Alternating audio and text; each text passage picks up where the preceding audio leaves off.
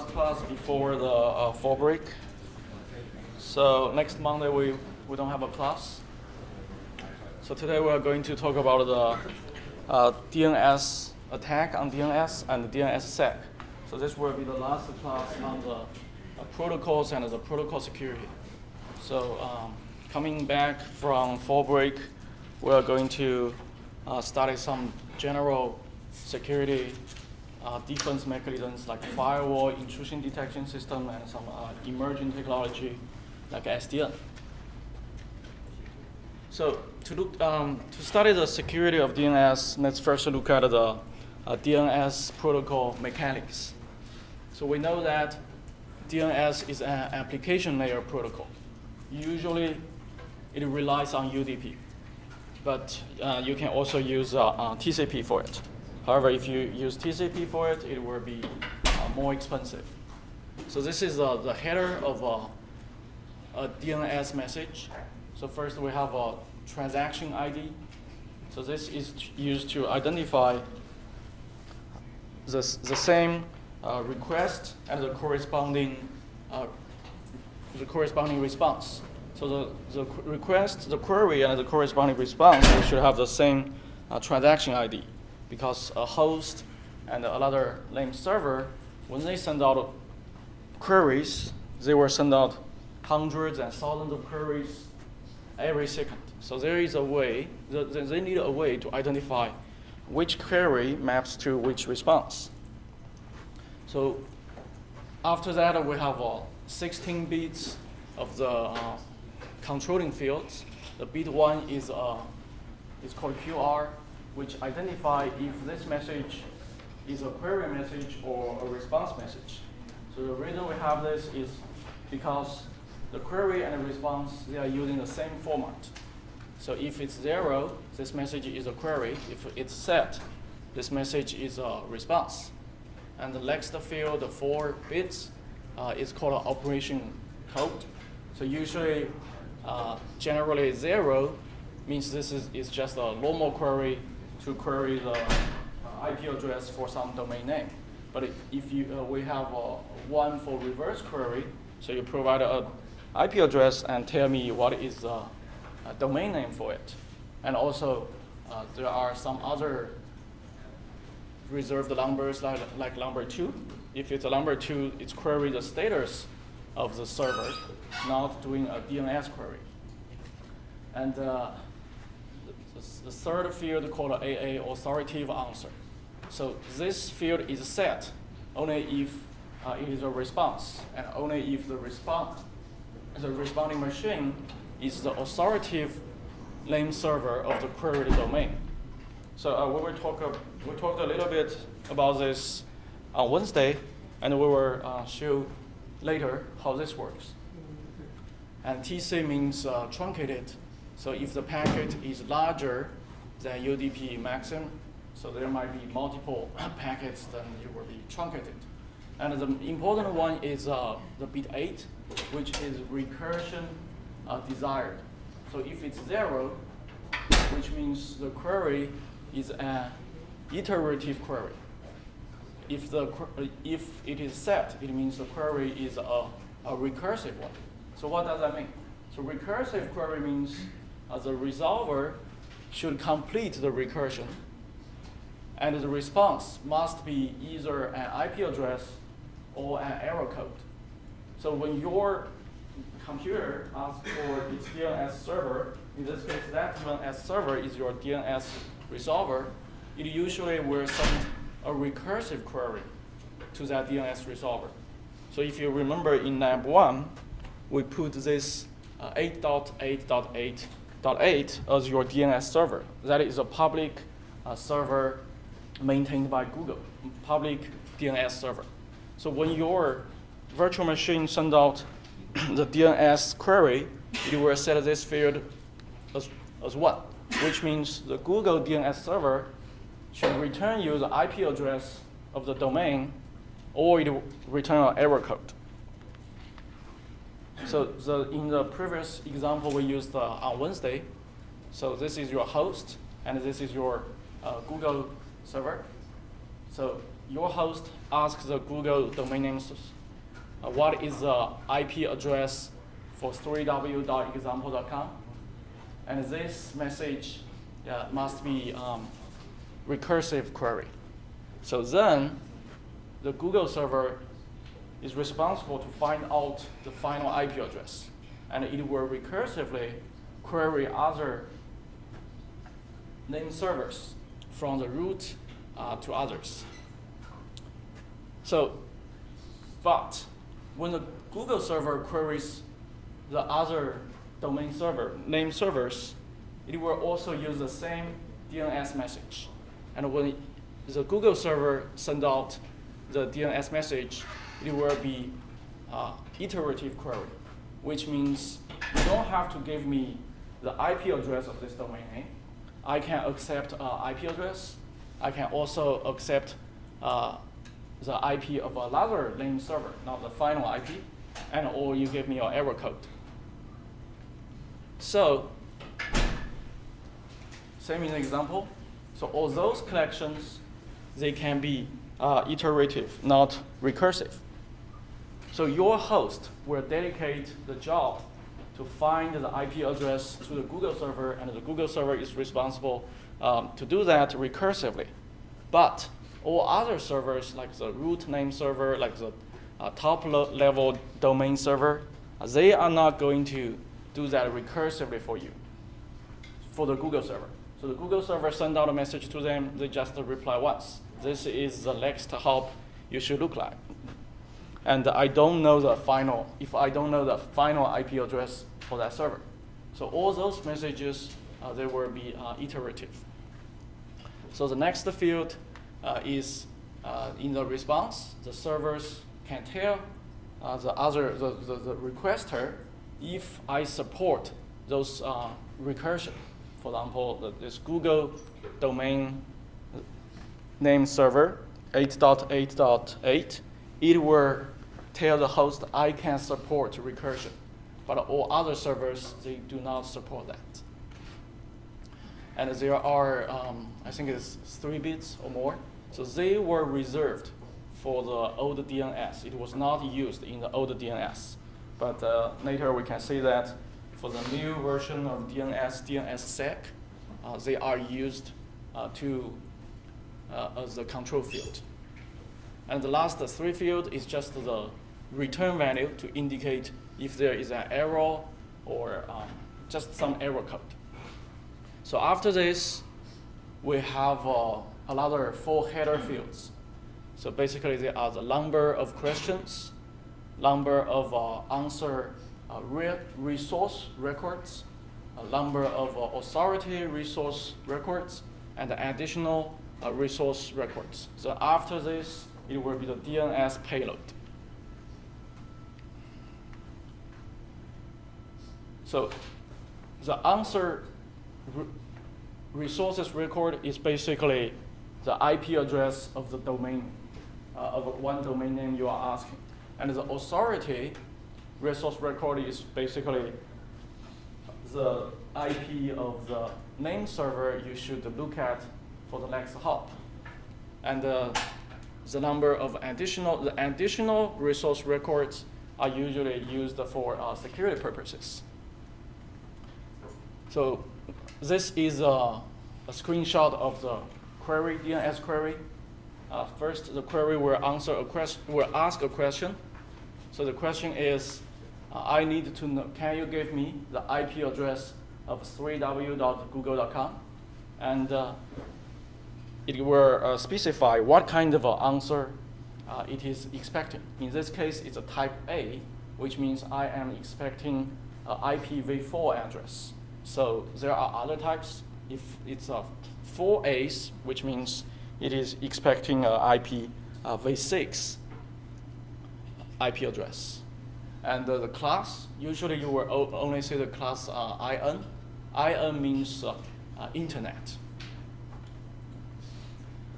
So when this message is sent out to from your host to your Google DNS server, eventually the Google DNS server can return this IP address for 3w.google.com.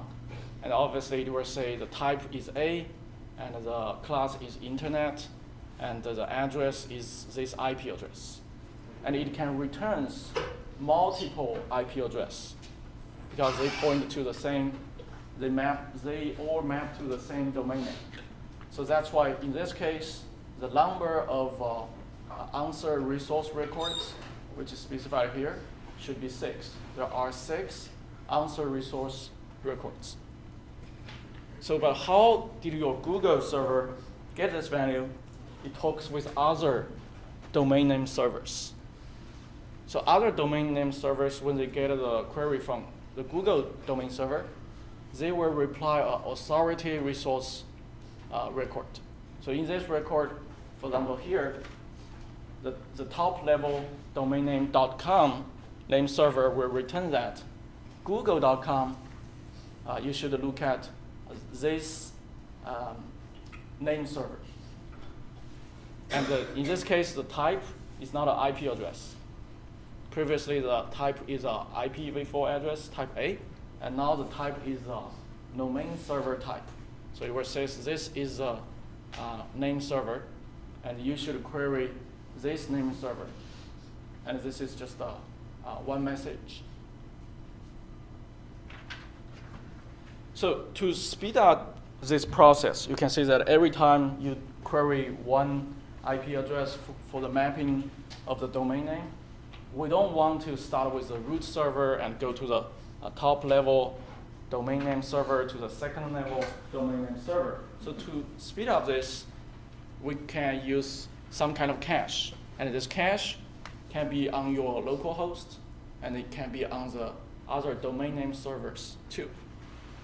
So with this cache, we can save a lot of messages. So the problem with cache is you need to decide how long this cache is going to, before this cache expires. So there is a field in this message called time to leave, and this field will dedicate how long it will be in seconds until the receiver should refresh its DNS cache.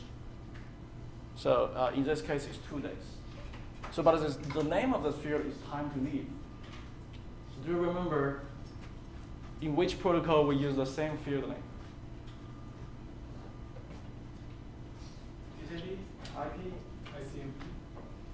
Yes, but it's not part of ICMP. Yeah, it's part of the IP. ICMP, pin, trace route, they are using this. But the field is actually in IP. They are using the same name, time to leave. But what was the meaning for that? Time to leave. Jumps it could do? What? How many jumps it could do? Yes, how many hops before we should drop that IP packet. But here it has a different meaning. It is how long it will be in seconds. So in AMP1, actually, you did set up this value. There is a default value, I guess. Most of you use the default value. Usually the default value is 2 days. You do not change it. So because we have this cache, we can easily poison this cache. And this is also called DNS spoofing. So basically what an attacker does is it will send out some malicious DNS data, DNS response to either the host or the name servers in the middle. So because this is malicious, it's a malicious mapping from domain name to IP address. So eventually when the host tries to visit some website, it will visit some incorrect IP address. And it results in diverting traffic to a wrong computer. So the reason is, you can see that in the DNS message, there is no authentication, there is no integrity check. So it's very easy to pull this off.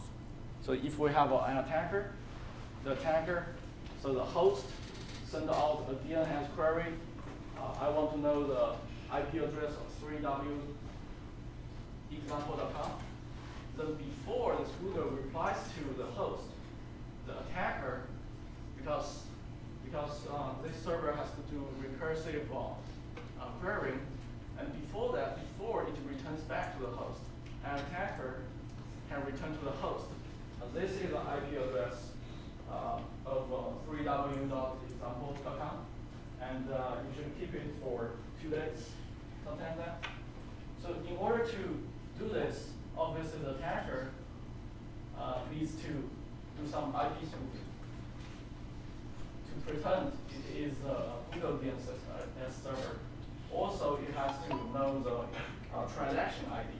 But the transaction ID, like we said, take a look at before, the transaction ID in the DNS header is significantly smaller than TCP sequence number. It's only 16 bits. So the TCP sequence number is 128 bits. So it's very hard to guess. But the transaction ID number, it's not that hard to guess. So to spoof this, it's not very difficult.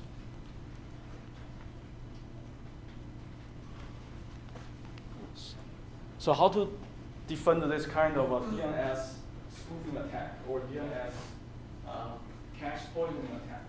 So obviously we can use TLS. Because TLS is designed to protect the applications. But is it the best choice? So first, any idea here? So how many handshakes do we have for? So first, TLS is based on which protocol? TCP or UDP? Yeah, usually it's TCP. There are some versions that can work on UDP, but usually TCP. So TCP first, there are 3-way handshakes, and for the TLS itself, it also has some handshake and exchange symmetric keys using public key crypto system. So it's very expensive.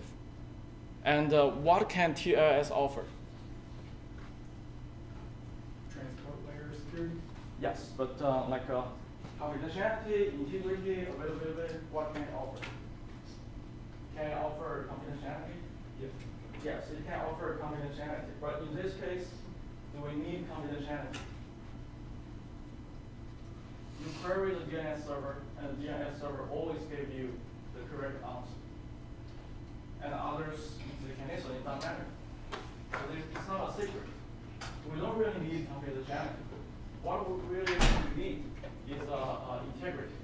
So no one in the middle should have changed that DNS response. And also that DNS response should come from a trusted DNS server. So even though we can use TLS, but it will be very expensive, and some features we don't really need. It's very slow.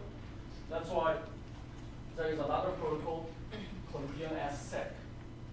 Basically, it's a domain name system security extension. It's a suite of extensions that add security to the DNS protocol. So with this DNSSEC, the receivers of a DNS response, they can validate the integrity of this response and also the authenticity of this response. So DNSSEC only offers authenticity, integrity, and also authenticated denial of existence, which means if it says this domain name doesn't exist, it is true that this domain name doesn't exist. You can imagine there could be an attack. This domain name does exist, but a malicious DNS server will tell you this one does not exist. So it doesn't offer confidentiality because we don't need that. So how to do this? We have been studying this for many times. So I guess you guys are very familiar with this. So basically, we just use public key system to sign each DNS response message. So the receiver can use the public key to verify if this DNS response is valid. So where do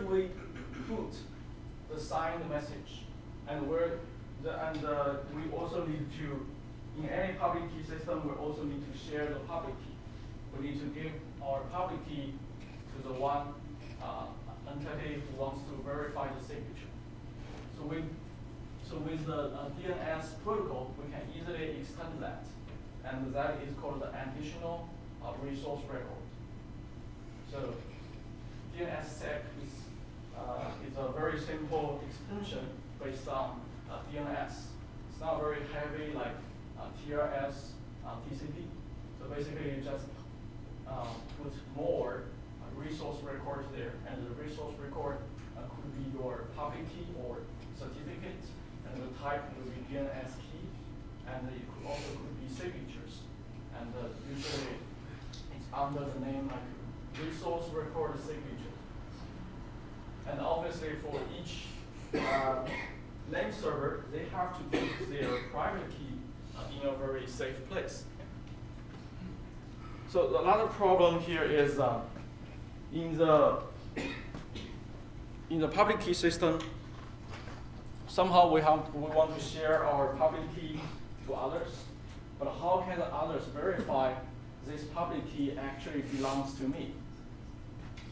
So there is a PKI, there is a certificate, and the certificate binds my identity with my public key. So the certificate is usually signed by someone we trust. But in the DNS system, we do not want to bring another tree structure for the certificate authorities. So we just utilize the tree structure of the DNS servers itself. So we have the root server, we have the first top level domain servers, .com, .edu, .government. Then we have the second layer servers. So we trust, what we need to do is we just need to trust the root server. And the root server will have a public key, private key, and its own certificate. And that certificate can be signed by the root server itself or by some trusted third party. I'm not sure how it is done in the real world. But the root server can sign the certificate of the top level domain name server. And the top level domain name server can use its own private key to sign the certificate of the second layer domain name server. So imagine, we talked about before, so those zones, they can be autonomous. So root servers, they do not control here. But because they're autonomous, their certificate can be signed by their parent name server. So in this, we build some kind of a chain of trust, and we didn't bring another tree structure of certificate authorities. So this is how DNS validate public keys. So so far we have studied data link layer, internet layer, transport layer, and application layer. We studied the problem. That previous slide, so how does that build trust for us? Is that what we're trying to do? Like that our public keys? So Just they do not want to verify your identity. They do not they don't want, care. yes, Okay. they don't care. You just want to verify the DNS response. Okay. They do not verify your DNS query. Yes. It's one way. So far we studied all the protocols from data link layer to application layer. And we discussed the attacks at each layer, and we discussed how to use crypto to enhance those protocols. So starting from next Wednesday, I guess. So we're going to look at some defense or attack that are not tied with the protocol that closely. So far what we have studied is tied with the protocol very closely. So if we study firewall intrusion detection systems, they are not really tied with protocols. So especially intrusion detection systems, sometimes, for example, you have a web server, and your web server has a buffer overflow bug there, and someone wants to exploit that. That has nothing to do with your IP headers, TCP headers, or even HTTP headers. It's payload for the web server. So they are not tied with this, but your intrusion detection system will be able to look at those fields. So this is what I have today. So okay, so have a good fall break. We will have a midterm October 17th.